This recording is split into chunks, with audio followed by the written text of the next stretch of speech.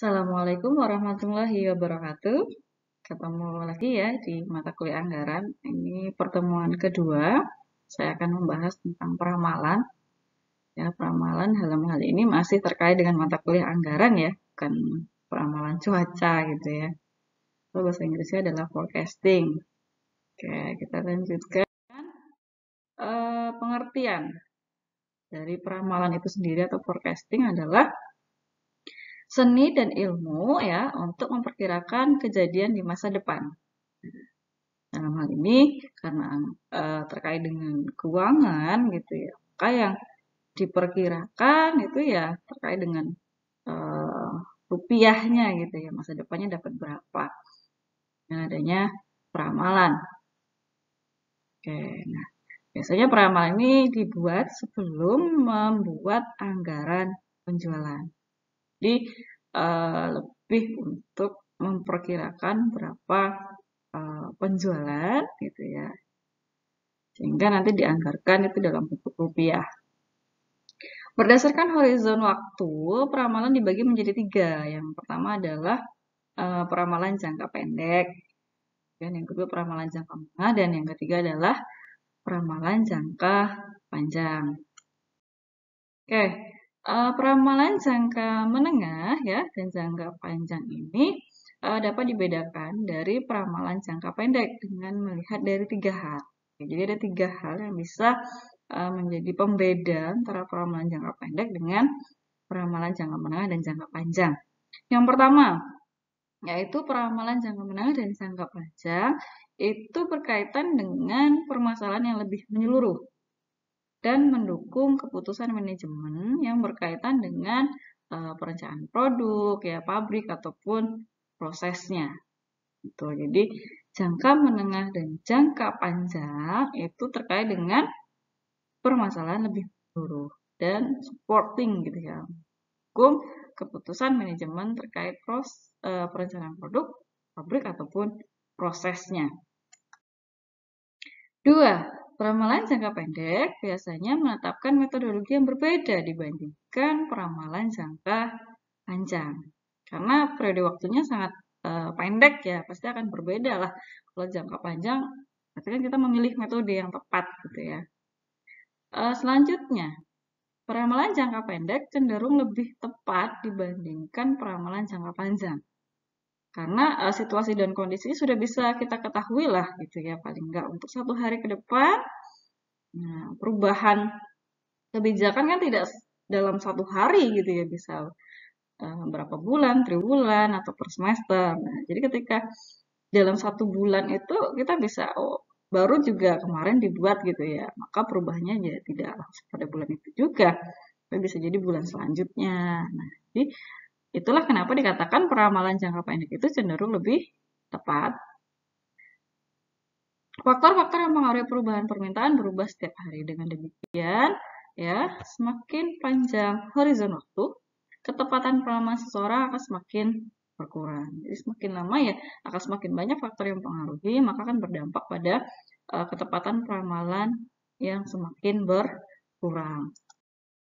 Faktor lain yang harus dipertimbangkan ya saat membuat peramalan penjualan yaitu terutama pada saat peramalan penjualan jangka panjang adalah siklus hidup dari produk itu sendiri. Nah, jadi kita harus paham betul ya produk yang kita ciptakan itu bisa bertahan berapa lama gitu. Jangan sampai produksi banyak, penjualan sedikit, nah siklus dari produk itu waktunya tidak lama. Nah, itu kan akan berdampak pada apa ya? Penumpukan produk ya bisa jadi rusak kan tuh. Penjualan produk bahkan jasa tidak terjadi pada tingkat yang konstan sepanjang hidupnya. Ya, bisa jadi penjualan meningkat, mengalami peningkatan signifikan, sedikit, turun, sedikit, bisa jadi akan seperti itu. Karena akan bervariasi setiap harinya. Hampir semua produk yang berhasil melalui 4 tahapan yaitu perkenalan, pertumbuhan, kematangan, dan penurunan. Ya. Jadi akan ada bedanya ketika perkenalan dan mulai tumbuh, mulai memuncak. Nah, kalau sudah memuncak itu masyarakat bisa jadi akan jenuh. Maka ada produk baru yang serupa dan lebih menarik. Nah, itu di situ akan mengalami penurunan untuk produk kita. Jenis-jenis peramalan. Berbagai organisasi menggunakan 3 jenis peramalan yang utama dalam perencanaan operasi di masa depan. Yang pertama itu adalah peramalan ekonomi. Itu merencanakan indikator-indikator yang berguna dalam membantu organisasi menyiapkan peramalan jangka menengah, ya, peramalan jangka menengah dan jangka panjang. Jadi peramalan ekonomi ini membantu organisasi itu menyiapkan peramalan jangka menengah dan jangka panjang. Ya, misal ya, pemilihan presiden itu kan berlaku untuk 5 tahun ya. Maka kita bisa lihat dari kebijakan-kebijakan yang akan ditetapkan gitu ya. Yang peramalan ekonomi. Yang kedua, peramalan teknologi. Itu peramalan jangka panjang sangat memperhatikan laju perkembangan teknologi. Nah, kita lihat sekarang gitu ya. Sangat cepat sekali. Mungkin teman-teman sebelumnya menggunakan handphone yang hanya bisa untuk medsos gitu ya. Kemudian karena tingginya permintaan selfie gitu ya, maka berubah lagi lah HP-nya yang kameranya bagus. Gitu. Kemudian berubah lagi, yang gamers mungkin suka, akhirnya beda lagi ya seperti itu. Yang ketiga, peramalan permintaan. Proyeksi suatu penjualan perusahaan yang berlaku pada setiap periode dalam perencanaan horizon. Ya, peramalan ekonomi dan teknologi bukan merupakan fungsi manajer operasi. Sehingga dalam pembahasan kita menekankan pada perencanaan dan permintaan. Nah, yang terkait langsung dengan produk itu sendiri ya. Langkah-langkah sistem peramalan. Ada 7 ya, ada 7 langkah dalam sistem peramalan. Yang pertama, itu menetapkan tujuan peramalan. Yang kedua, memilih unsur yang akan diramalkan ya. Yang ketiga, menentukan horizon waktu peramalan. Yang keempat, memilih jenis model permodelannya. Kelima, mengumpulkan data yang diperlukan untuk melakukan peramalan ya. Yang keenam, membuat peramalan. Yang ketujuh, memvalidasi dan menerapkan hasil peramalan. Jadi ada 7 langkah. Tujuannya dulu, unsurnya, horizon waktunya berapa lama, modelnya seperti apa, data gitu ya, dari data historikal, data lainnya, baru buat ramalan, baru di sini validasi dan menerapkan hasilnya. Pendekatan-pendekatan digunakan dalam peramalan. Ada 2 di sini. Yang pertama adalah peramalan kuantitatif. Itu peramalan yang menggunakan model matematis yang beragam dengan data masa lalu dan variabel sebab akibat untuk peramalan permintaan. Jadi ada model matematisnya, misalnya Y sama dengan A plus BX gitu, misal gitu ya. Dan variabel sebab akibat untuk peramalan permintaan. Oke. Yang kedua, peramalan kualitatif atau sifatnya subjektif gitu ya. Peramalan yang menggabungkan faktor seperti intuisi ya, intuisi dari ya orang-orang yang sudah ahli atau pakar di bidang itulah gitu ya, emosi, kemudian pengalaman pribadi, dan sistem nilai pengambilan keputusan untuk meramal. Ada 4 teknik ya peramalan kualitatif. Yang pertama, juri dari opini eksekutif ya, jadi pihak yang paham betul dengan ini. Yang kedua, bisa menggunakan metode DLP. Yang ketiga, komposit tenaga penjualan. Dan yang keempat adalah survei pasar konsumen. Ada 5 metode peramalan kuantitatif. Yang pertama ada model deret waktu. Itu ada pendekatan naif, rata-rata bergerak, penghalusan eksponensial. Kemudian ada model asosiatif, yaitu proyeksi tren dan regresi linear. Nah,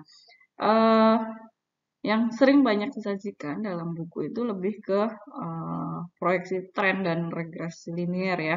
Nah, nanti di PPT ini lebih bahasnya model deret waktu. Untuk model asosiatif nanti bisa diperdalam. Saya akan berikan 1 bab buku ajar ya. Nanti di sana juga akan ada tugasnya yang bisa teman-teman kerjakan. Oke, model deret waktu yaitu teknik peramalan yang menggunakan sejumlah data masa lalu untuk membuat peramalan. Jadi ada data masa lalu yang digunakan gitu ya. Kemudian model asosiatif itu hubungan sebab akibat seperti regresi linear menggabungkan banyak variabel atau faktor yang mungkin mempengaruhi dari kuantitas yang sedang diramalkan. Sebagai contoh model asosiatif dari penjualan mesin pemotong rumput ya, mungkin memasukkan faktor seperti adanya perumahan baru, anggaran iklan, dan harga pesaing gitu ya.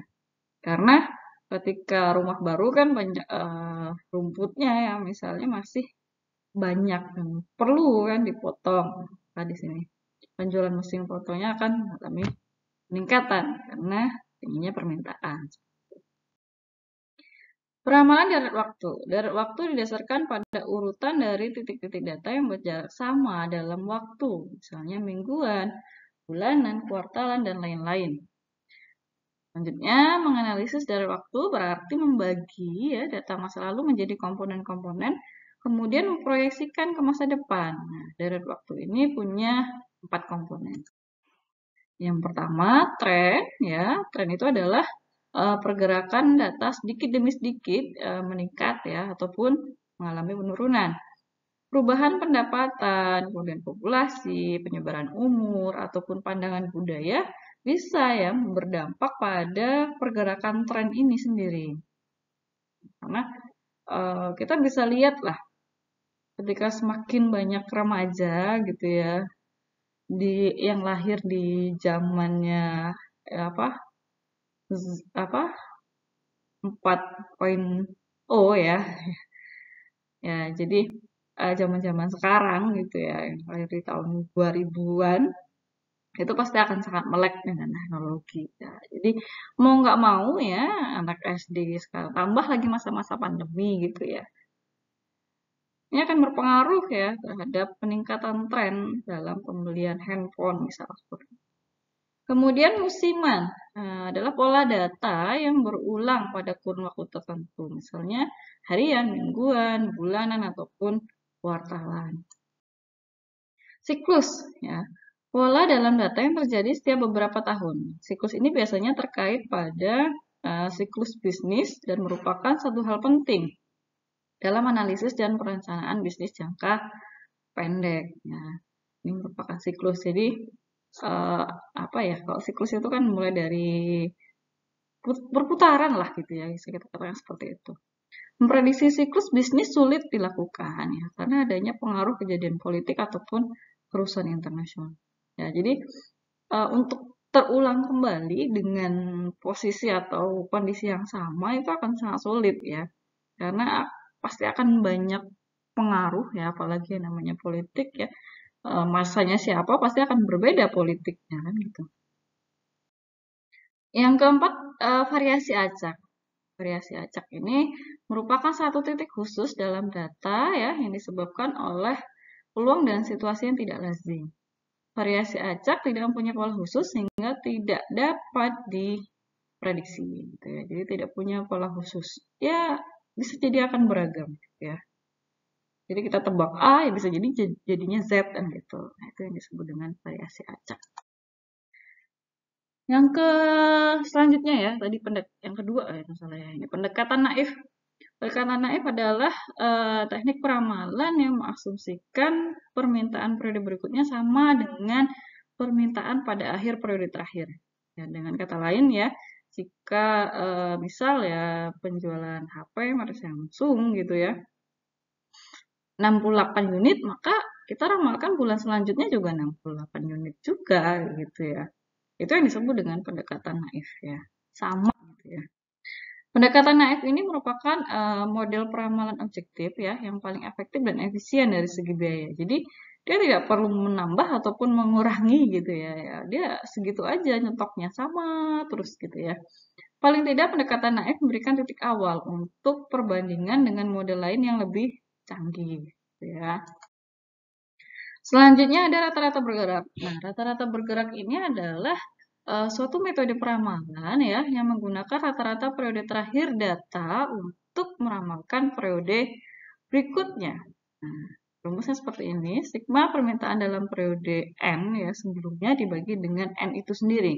N itu adalah jumlah periode dalam rata-rata bergerak. Misalnya rata-ratanya berapa gitu ya. Kita bisa katakan 2 misal. Oke, N itu 2. Kita lihat contoh. Bulan, ini bulan ya, dari Januari sampai Desember, kemudian ini penjualan aktualnya ya, dari Januari sampai Desember. Nah, rata-rata bergerak 3 bulan. Kita bisa lihat di sini mulai April berarti 10 tambah 12 tambah 13 ya, rata-ratanya berarti dibagi 3 gitu kan ya. Ketemu 11,67. Kemudian 12 tambah 13 tambah 16 ya, 3 bulan bagi 3 maka ketemu. Terus seperti itu 3, kemudian turun lagi 3, seperti itu. Nah, ini bisa ditelusuri angka ini dari ya ini gitu ya, dari penjualan aktual selama 3 bulan. Jadi awalnya berubah. Awalnya Januari, kemudian pindah Februari kan gini 12, kemudian Maret di sini. Nah, ya. Tiga seni kan. 12 ini dari mana? Dari Februari. 13 ini dari mana? Dari Maret. Tuh. Oke. Nah, tuh. 13 ya. Kenapa dibagi 3? Karena rata-rata bergerak dalam 3 bulan. Ini. Ya, 3 bulan kan. Dari Februari, Maret. Nah, begitu seterusnya ya. 12 biru, kemudian hijau berarti 13-nya ke sini. Nah, terus merah berarti 16. Nah, bagi 3. Begitu seterusnya ya. Bisa ya. Sampai dengan ini ya. Sampai 16. 30, 28 gitu ya. 14, 16, 14. Oke, ini udah sampai dengan Desember ya sudah selesai finish ya. Oke, kita lanjutkan ya, pembobotan rata-rata bergerak. Cara menghitungnya sigma bobot periode N kali permintaan dalam periode N dibagi sigma bobot. Oke, kita lihat di sini ya bahwa di sini jadi dari sini ya 3 ini kan bulan ketiga ya. Periode ketiga, kemudian 13 kan ya 3 dan 13 dari sini ya dari Maret. Kemudian 12 ya di bulan kedua. Ya bulan ke-1 ya 10 sendiri kan. 10 kali 1 kan. Lagi 6. Bobotnya ada berapa? 3 tambah 2 tambah 1 kan. 5 tambah 1 kan 6. Kan dibagi. Tuh. Kemudian ini lagi sama 3, 2, 1. 3, 2, 1. Begitu seterusnya ya. Sampai dengan selesainya di Desember. Gitu. Ya. Jadi 3 ini adalah bobotnya 3 bulan.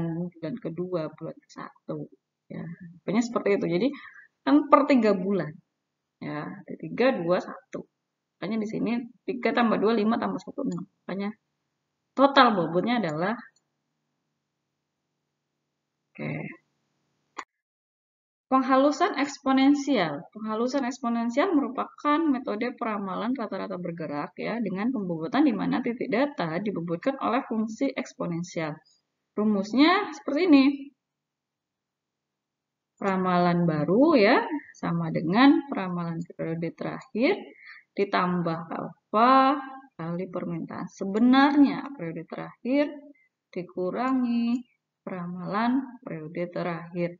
Di mana alfa di sini adalah sebuah bobot ya ataupun konstanta penghalusan yang dipilih oleh peramal yang mempunyai nilai antara 0 dan 1. Jadi yang milih alfanya ini adalah si peramal gitu yang menentukan berapa alfanya.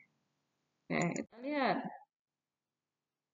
Ini dirumuskan seperti ini, di mana FT itu adalah peramalan baru, FT min 1 peramalan sebelumnya, alfa atau konstanta penghalusan, di mana tadi lebih dari 0 dan kurang dari 1. Ya. AT min 1 itu adalah permintaan aktual periode lalu. Konstanta penghalusan ya bisa 0,1 0,5. Seperti ini. Periode sebelumnya bisa dihitung. Oke, menghitung kesalahan peramalan. Kesalahan peramalan sama dengan permintaan aktual dikurangi nilai peramalan atau AT kurang FT. Ada beberapa perhitungan yang biasa digunakan untuk menghitung kesalahan dalam peramalan. 3 dari penghitungan yang paling terkenal adalah deviasi mutlak rata-rata atau mean absolute deviation, kesalahan kuadrat rata-rata, dan kesalahan persen mutlak rata-rata. Jadi ada MAD ya, ada MSE, dan ada MAPE gitu ya. Oke, kita lanjutkan. Deviasi mutlak rata-rata atau MAD. MAD adalah nilai yang dihitung dengan mengambil jumlah nilai absolut dari setiap kesalahan peramalan dibagi dengan jumlah periode data. Rumusnya seperti ini ya. Kemudian contohnya selama 8 kuartal terakhir ya, perusahaan X membongkar muat jumlah besar biji-bijian dari kapal. Manajer operasi pelabuhan ingin menguji penggunaan penghalusan eksponensial untuk melihat seberapa baik teknik ini bekerja dalam memprediksi tonase biji-bijian yang dibongkar ataupun dimuat. Ia menebak peramalan bongkar ataupun muat biji-bijian pada kuartal pertama adalah 175 ton. Dua nilai yang diuji dengan alfa 0,1 dan alfa 0,5. Kita lihat penyelesaiannya. Ya, kuartal 1, 2, 3 sampai dengan 9. Ini sudah ada jumlah tonase bongkar ataupun muatnya. Peramalan yang dibulatkan dengan alfa 0,1. Kalau kita masukkan tadi ke rumus ya, jangan lupa. Di sini sama, 75, 75. Kemudian, untuk kuartal kedua, 75 tambah 0,1 ya, alfa 1. Kemudian 180 ya, kurangi 175, maka akan 5,5. Nah, begitu juga ini dengan alfa 0,5. Caranya sama. Oke. Perhitungan MAD-nya. Nih, ya. Jadi, kemudian ini hasil peramalan dengan alfa 0,1. Ini deviasi absolutnya ya, 0,1 ya. 5, ini kan berarti 5. Ini berapa ini? Berarti 7,5 ya. Nah, begitu seterusnya. Deviasi absolut untuk ini 0,5, 77,5 dengan kan berarti 9,5 ya. Terus 17,8 ya. Ini hasil peramalannya ya. Ini deviasi absolutnya 9,5. Oke, sehingga terketahui jumlah deviasi absolut untuk peramalan dengan alfa 0,1 dan alfa 0,5. MAD-nya 10,31 dan ini adalah 12,33. Kesalahan kuadrat atau rata-rata MSE ya. Contoh sama dengan peramalan alfa 0,1, kesalahannya adalah 5%, sama dengan 25%. Nah, terus ya, ini bisa dilihat di slide sebelumnya. Ini dapat dari mana ya? Jumlah kesalahan dikuadratkan. Kesalahannya dikuadratkan. MSE sama dengan jumlah kesalahan dikuadratkan ini kita bagi dengan N-nya. N-nya ada berapa? Formula 190,8. Kemudian kesalahan persen mutlak. Nah, ini dengan peramalan alfa 0,1, MAPE 100 ya, kesalahan bagi aktualnya.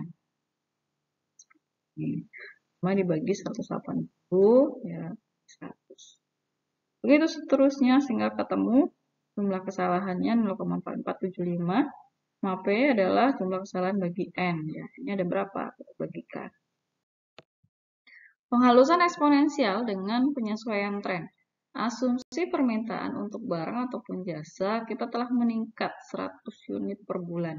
Dan kita meramalkan dengan alfa 0,4 dalam model penghalusan eksponensial.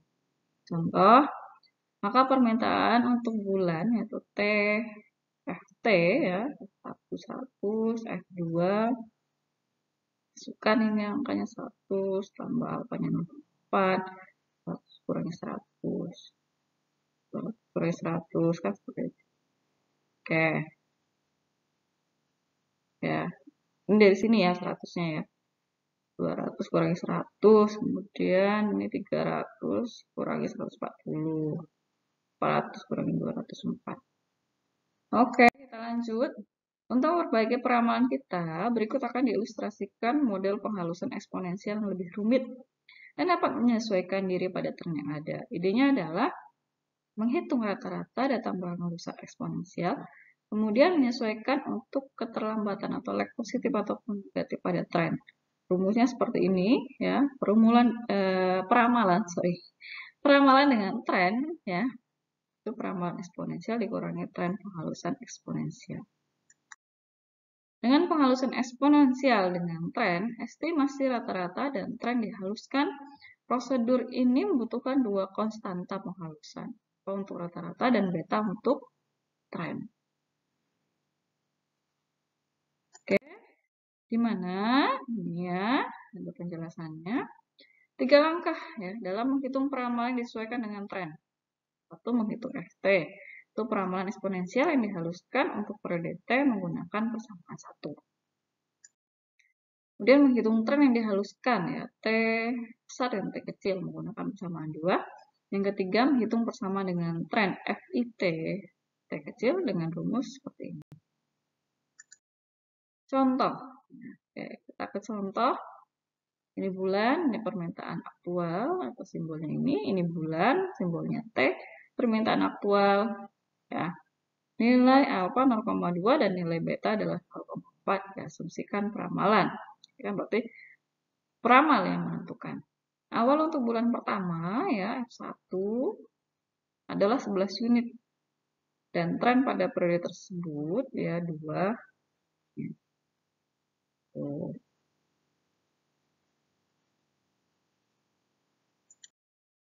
Langkahnya seperti ini. Ramalkan bulan kedua, masukkan. Kemudian hitung tren pada periode kedua, 1,92 ketemunya. Langkah ketiga, hitung FITT-nya. IT tadi apa? Masih ingat? Ya. Dilihat lagi nanti ya di videonya dimundurkan. Sehingga ketemu 14,72 unit. Perhitungan selengkapnya seperti ini. Jadi, kalau sudah ditabelkan ya, FT-nya, ini T-nya, ini FTT-nya. Oke. Selanjutnya adalah kita akan bahas proyeksi tren. Proyeksi tren ini adalah suatu metode peramalan serangkaian waktu yang sesuai dengan garis tren terhadap serangkaian titik-titik data masa lalu. Kemudian diproyeksikan ke dalam peramalan masa depan untuk peramalan jangka menengah dan jangka panjang. Di mana persamaan garisnya seperti ini, di absen sama dengan A plus X. Mana ia adalah variabel yang akan diprediksi, A konstanta, B kemiringannya, X adalah variabel bebas atau waktu. Mana untuk menentukan nilai A dan B pakai rumus ini. Tuh ya. Nah, ini contohnya. Kita buat tabel seperti ini sebelum kita masuk ke apa tadi? Persamaan rumus ya. Kita buat seperti ini. X ini Y, ini X kuadrat berarti ini dikuadratkan, kemudian XY berarti X kali Y. Ini jangan lupa di total. Kemudian kita selesaikan. Kita masukkan dari tabel tadi angka-angka sesuai dengan rumus untuk mencari B. Begitu juga untuk mencari rumus A. Sehingga nanti akan ketemu Y sama dengan A plus BX itu ya 56,70 ditambah dengan 10,4X. Nah, jadi kalau meramalkan tahun 2002 ya, tadi X-nya sudah sampai berapa? Kita urutkan. 2002 berarti ketemu di sini angka 8. Maka kita kalikan 8. Sehingga ketemu 141,02 megawatt. Ya, megawatt ya. Oke. Nah, ketika disusun ya persamaan tadi dalam bentuk ini kurva gitu ya, maka kita bisa lihat di garis trendnya dengan persamaan 56,70 tambah 10,54 x. Oke. Selanjutnya adalah metode peramalan asosiatif. Itu menggunakan analisis regresi. Yang pertama regresi linier, ya, regresi linier sederhana. Bisa menggunakan regresi linier berganda juga. Kemudian ada regresi kuadrat, ada regresi eksponensial. Jadi sangat banyak sekali ya, metode-metode yang bisa digunakan dalam membuat peramalan. Oke, untuk tugas nanti ya saya akan uploadkan satu bab buku ajar ya terkait dengan ramalan di e-learning. Nah, di bagian akhir nanti akan ada tugas, nanti silakan dikerjakan dan dikumpulkan di e-learning. Ya, saya kira itu pemaparan ya sedikit dari saya tentang peramalan. Nanti bisa ditanyakan jika ada yang kurang jelas. Kurang lebihnya saya mohon maaf ya, semoga bermanfaat. Wabillahi taufiq wal hidayah. Wassalamualaikum warahmatullahi wabarakatuh. Good luck, semoga berhasil karena materi peramalan ini sangat penting ya. Oke, nanti dipelajari lagi.